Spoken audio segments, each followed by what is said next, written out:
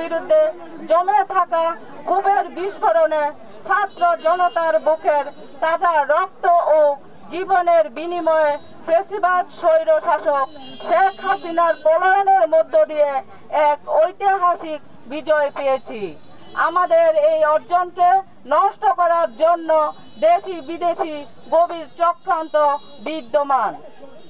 এই চক্রান্তের হাত থেকে বাংলাদেশকে রক্ষা করতে হলে আমাদের সকলকে ঐক্যবদ্ধ থাকতে হবে।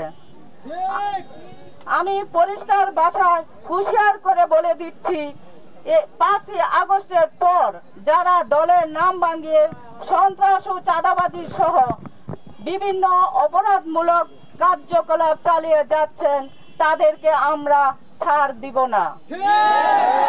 জনগণকে সাথে নিয়ে আমরা তাদেরকে 2500-এর মাটি থেকে বিদায় করব। টিকেটের মালিক এদেশের আপামর জনগণ। আপনারা যার কাছে আপনাদের জানমাল নিরাপদ মনে করবেন, আমাদের বিএনপির ভারপ্রাপ্ত চেয়ারম্যান জনাব তারেক রহমান তার হাতে টিকিট তুলে দিবেন। কোনো সন্ত্রাস চাঁদাবাজ বিতর্কিত ব্যক্তি বিএনপির মনোনয়ন পাবে না।